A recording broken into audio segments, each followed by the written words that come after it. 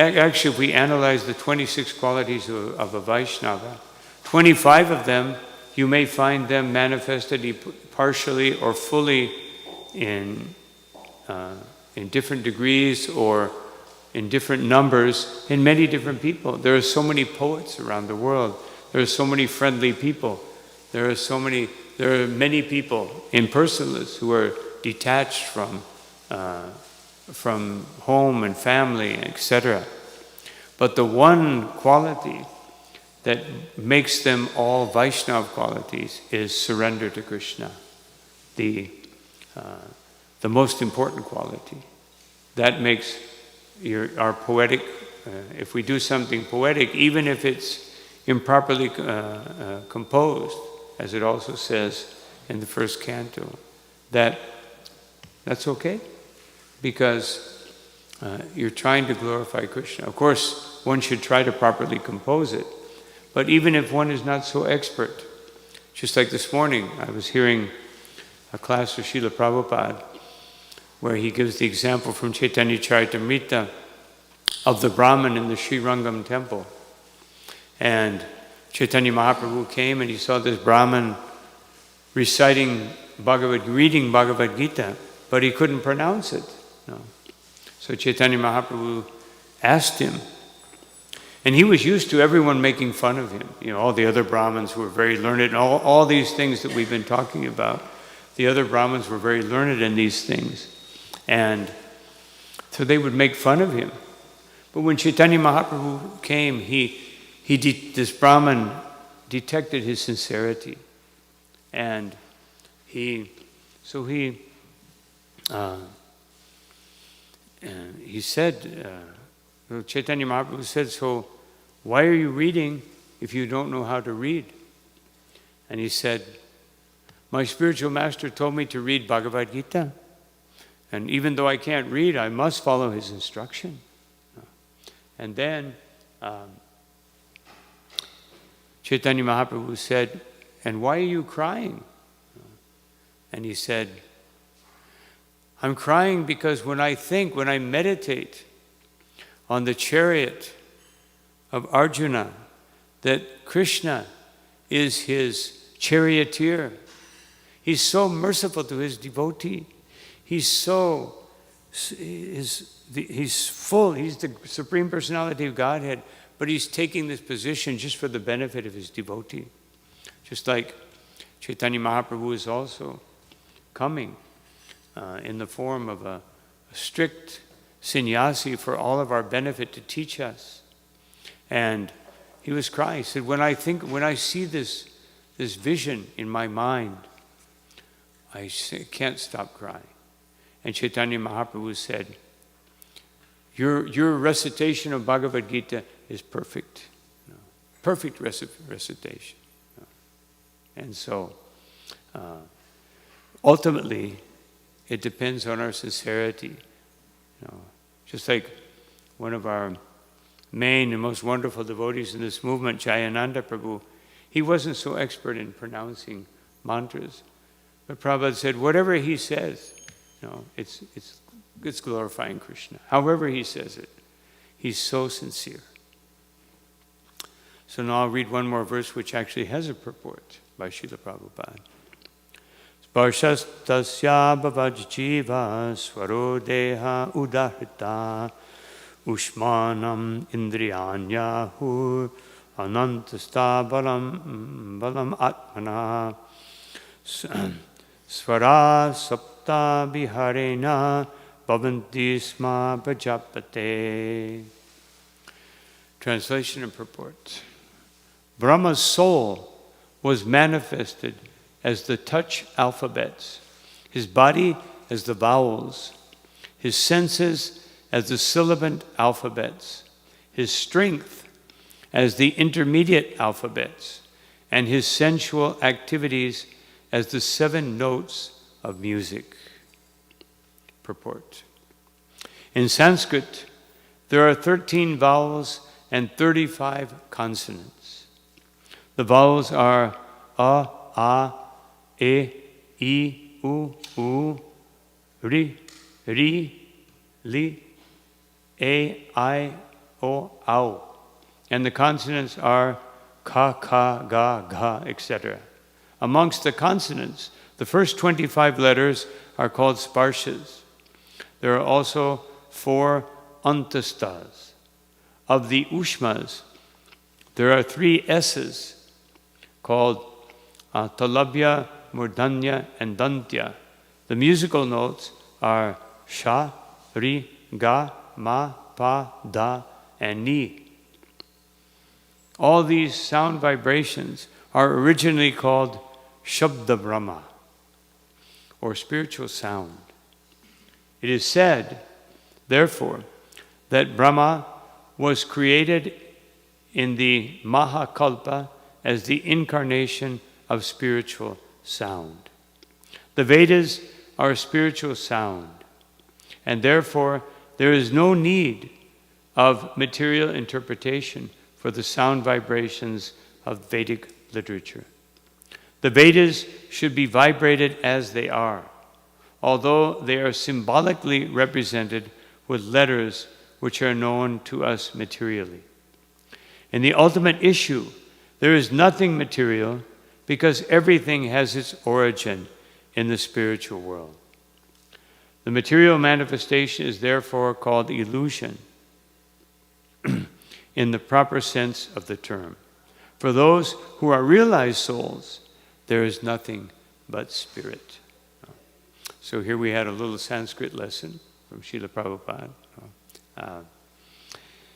But the point here is that this is all Shabda Brahma. All the Vedic alphabet or the Sanskrit alphabet is made to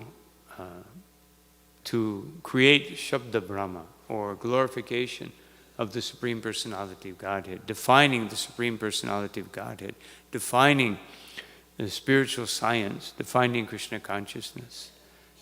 So therefore, Srila Bhaktisiddhanta Saraswati Thakur said, so it's interesting because there are verses that say if someone even chants Rama, like Bola Rama or some other, if the Rama is somehow there or even separated, that there's such great benefit. But Srila Bhaktisiddhanta Saraswati Thakur said that if one chants the Mahamantra without proper feeling, it is simply mundane sound. So how do we understand these two apparently contradictory statements? Because the first statement regards people who have no understanding of Krishna consciousness. And therefore Krishna's mercy manifests for them if they somehow or another say, either separated or together, some name of the Supreme Personality of Godhead, there is benefit. But if we try to get that, once we know what is Krishna consciousness, what is the holy name of the Lord, how we should chant that holy name, how we should follow the Srimad Bhagavad Gita and Srimad Bhagavatam, how we should follow the acharyas, how we should follow the spiritual master. Once we understand these things, then it's required that you pay more attention, that you actually understand how to do things properly. Just like Srila Prabhupada said one time, if someone makes a mistake one time, I can forgive. 2 times, I can forgive. 3 times, I can forgive. But after that, no forgiveness. Otherwise, one of the things that most annoyed Srila Prabhupada was when he gave someone an instruction and they didn't follow it. And then he would have to repeat it. And he definitely would let you know that he wasn't satisfied when you treat. I was very fortunate in 1976, Mayapur Festival, that Prabhupada's secretary needed someone who knew how to type. And previous to that, I was in the army, and I saved myself by being able to type because I wasn't very inclined to battlefields or anything like that. And I had, I had Bhagavad Gita and a few other Prabhupada books. And the captain came up and he called me in one day. I thought he was going to chastise me because everyone was getting angry. I would get up early in the morning, turn on my light, and chant. And so he called me. He said, I thought he was going to chastise me. He said, you don't belong here. I said, I agree, And he said, do you know how to type? Yes. He said, okay, I'm sending you to the chaplain's department. You like religious things. And so he saved me. Krishna saved me from battlefield experience. But the point is that because I learned how to type, and I learned better and faster than everyone else, so Pushta Krishna Swami, he said, you can come and stay here right near Prabhupada's room. And he gave me all kinds of things to type, including the sannyas mantra for everyone that was taking sannyas. I typed it on little pieces of paper. And so I was able to hear Prabhupada dealing with different devotees. And sometimes I would sneak up to the window, and I made friends with the two guards. The guard that was right there was Achyutananda Swami at that time. And so he would let me sneak up there and get some peeks. But I would hear Prabhupada, and especially, definitely there were some very strong chastisements. Especially when when Prabhupada would Prabhupada told them to do something and they didn't do it as he told them. And so anyway, the point is that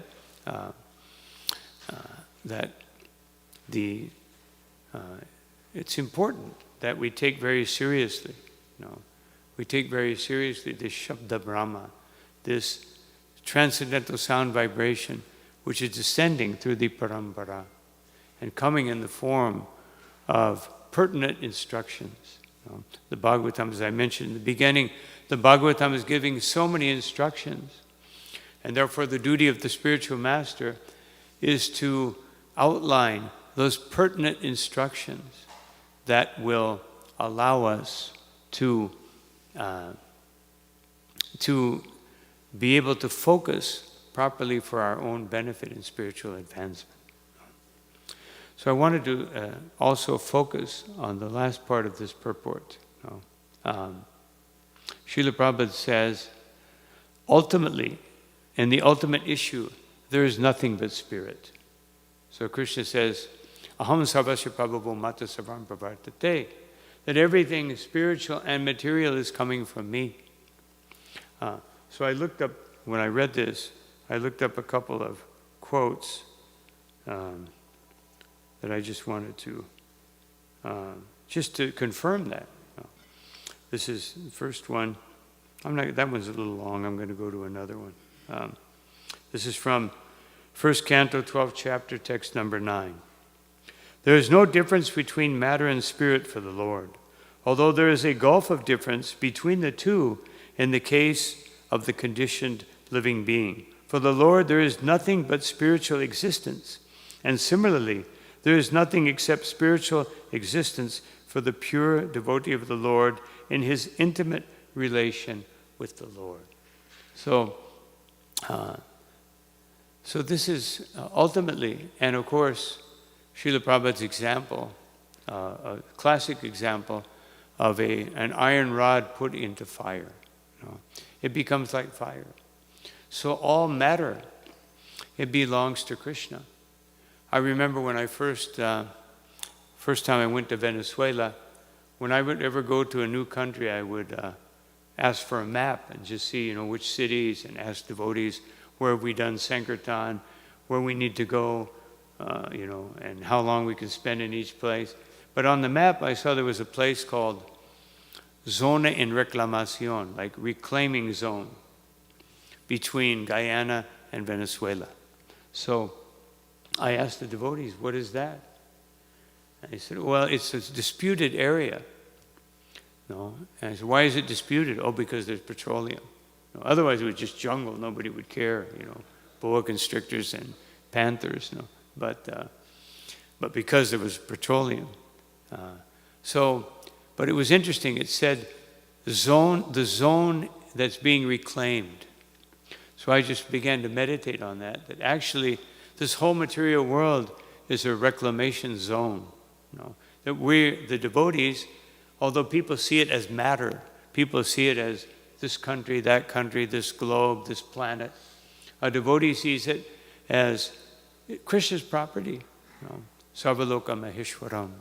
It belongs to Krishna, and what is our duty? We go out and reclaim it. We go out and reclaim this.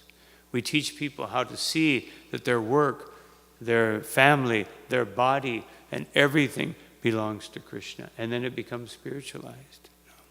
And Srila Prabodhananda Saraswati, he says, Vishvam Purna Sukhayate, that I only see happiness within the eye, otherwise I only see perfection everywhere I go, because a Mahabhagavat, as Srila Prabhupada mentions here, sees everything under the influence of the spiritual energy. There's nothing material. And I just wanted to read one more as, Srila Prabhupada. The Lord is Kaivalya, and for him there is no difference between matter and spirit, because everything is created from him. So this is 114, text number 8. And then the last one, that matter is a chit, and the living force is chit, but their origin is the Supreme Personality of Godhead, in whom there is no difference between matter and spirit. According to this conception, the cosmic manifestation consisting of both matter and spirit is not different from the Supreme Personality of Godhead. Idam hi vishvam Bhagavan ivetara. This cosmic manifestation is also the Supreme Personality of Godhead, although it appears different from him. In the Bhagavad Gita 9:4, the Lord says, Maya tatamidam sarvam chagaravyakta murtina matstani sarvabhutani nachaham teshvavastitaha. So, just like we see Paramatma everywhere, Paramatma is within every atom. So therefore we can understand that ultimately even matter is permeated by spirit. The Sat potency is permeating the whole material universe. So as Srila Prabhupada says here, for a devotee, they only see Krishna. Srila Prabhupada's classic example was just like a mother. If a mother sees the shoes of the child, she immediately thinks of the child. So once we see that everything belongs to Krishna, everything is part and parcel of Krishna, then we see Krishna everywhere. And just to conclude, that there was one young man in San Diego who was very enthusiastic coming to the temple, but he was underage. And he was so enthusiastic that he just kind of gave up his studies. And his parents came to the temple, very concerned. The devotees were telling him, no, you have to study. But he was so anxious to be a devotee that he just couldn't do it. So his father became so disturbed that he took him and committed him to an insane asylum. And so the doctor, when he was interviewing him, the psychiatrist, he said, so he got his little pad. So do you see things? Oh, I see many things. Oh, okay. Do you hear things that, different from, or yes, I hear many. Oh, okay. So it's a good case. And he said, what about this flower? What do you see? And the boy said, well, most people would see colors and a fragrance. Doctor. But what I see is that something so beautiful and something so fragrant and so nice. I see what is behind that. That something, and then he quoted from Bhagavad Gita where Krishna says, I'm the fragrance of the earth. Just like a rose plant out of 1 cubic meter of earth can make a beautiful fragrance. But scientists can take 1 meter or 10 meters or 100 meters and they can't create that fragrance of earth, from the earth. So He explained that, and the doctor said, "Where do you get this from?" "Oh, he gets my Bhagavad Gita."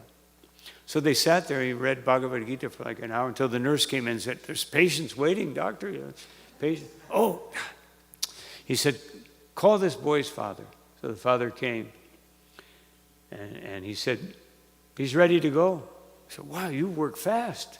He said, "No, there's nothing wrong with him. He's the most sane person I've ever met." And the father became so disturbed, he started hyperventilating, and so they committed the father. And the boy went back to the temple. So this shows that how we can see everything, even a simple young devotee, by seeing everything as part and parcel of Krishna, has perfect vision. And this is the wonderful gift that Srila Prabhupada has given us, through the Bhagavatam, through the Bhagavad Gita, through his teachings, and of course, by giving us the mercy of the holy name and the mercy of Sri Chaitanya Mahaprabhu. So I'll stop here. It's actually time to stop. Are there any questions? Thank you, Maharaj.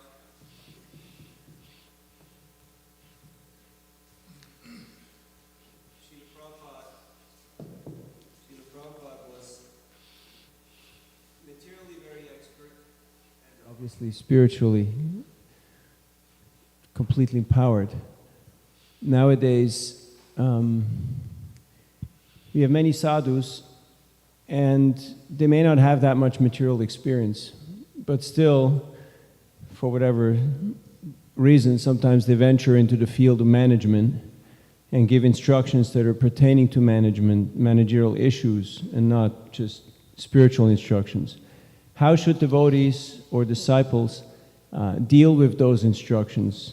Sometimes they may be contradictory, they may be inconclusive, and it may kind of jeopardize the devotee's faith, because it's important to have faith in instruction. So I don't want to put you on the hot seat here. I'm not insinuating anything, but it's just a common scenario that kind of dampens the enthusiasm of the devotee. So how should the devotee act in such a situation? Well, that's why Srila Prabhupada said that parampara means you don't add and you don't subtract. You take the same essence. So Srila Prabhupada is our acharya, founder acharya and acharya. And whatever we take, we can't add anything. We may explain it in such a way that is relevant to a particular audience, but we have to be very careful that we don't give an interpretation. There may be some realization coming from, there should be some realization. Prabhupada wanted us to have realizations. He didn't want us to be parrots, just repeating things. But better to repeat than to invent. And so it's unfortunate if someone, of course, Srila Prabhupada, as you said, was so complete that he covered every dimension of what this movement is about.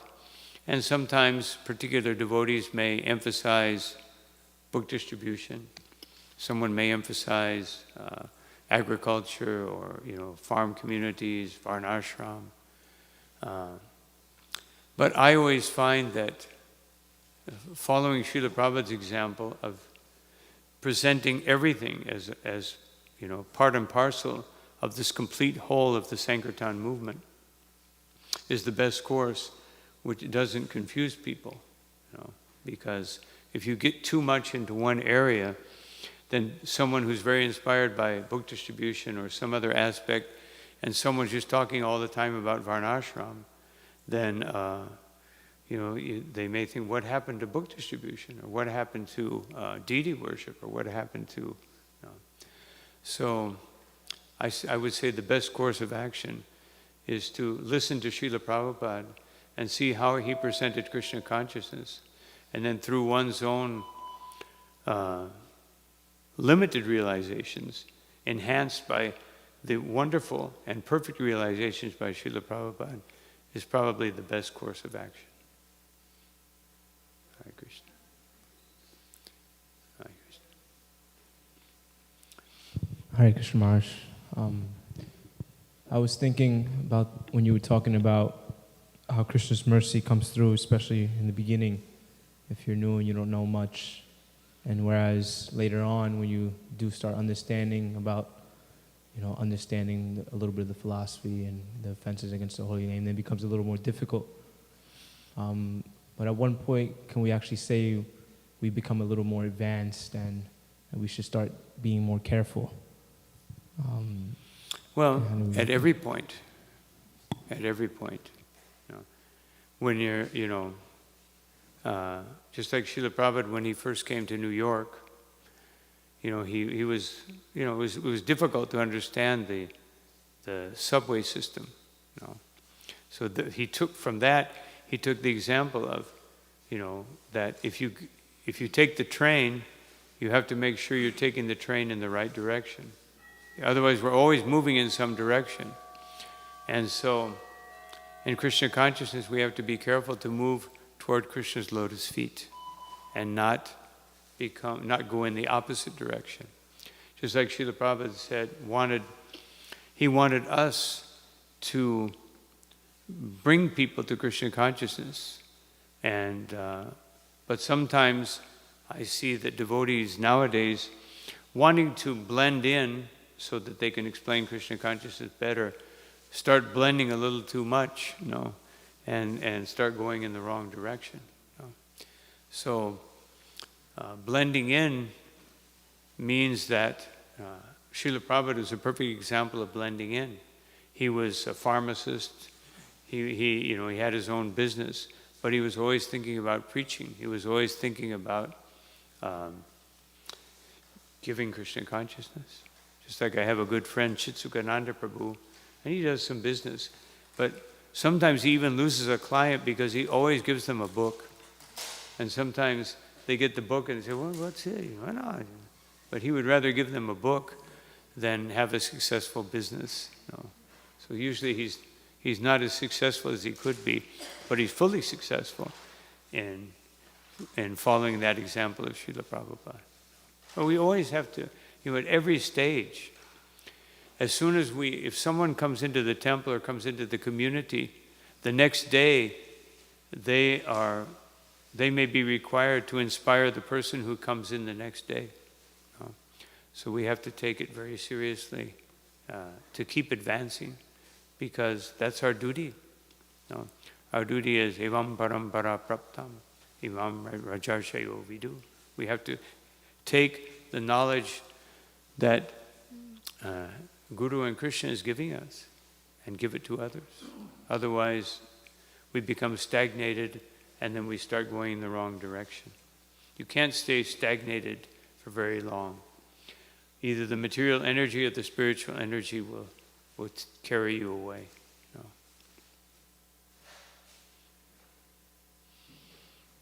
Any other quick question? I'm sorry for going over time. I don't want to create a disturbance. My first few minutes here in the temple and creating a disturbance. Hare Krishna Raj, thank you for your class. It's mentioned in one of the verses, I think number 45, that the Gayatri was generated from the skin of Lord Brahma, the Gayatri mantra. And in other places we hear, like the Gayatri is directly coming from Krishna, it's the sound of his flute, or you hear different things. Could you kind of clarify the origin of the Gayatri mantra?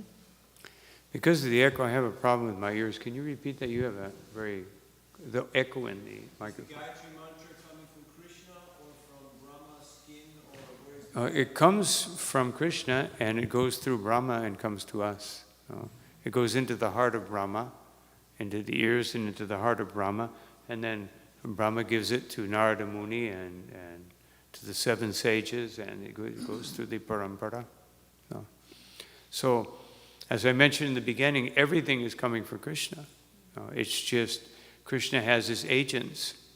Just like Lord Chaitanya Mahaprabhu, he gave Raganuga Bhakti through Ramananda Roy, and through, even though Ramananda Roy was technically a Shudra, and he gave the science of Krishna consciousness Vaidhi Bhakti and Raganuga Bhakti through Rupa and Sanatana Goswamis, even though they were condemned by having served in the Muslim government as having lost their caste.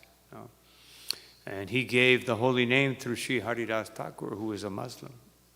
So, everything is Krishna or Chaitanya Mahaprabhu or whatever manifestation of the Lord. They choose their instruments, the devotees, either Brahma or someone else, because the Lord always wants to give credit to his devotee. He doesn't want to take the credit. He wants his devotee to be glorified.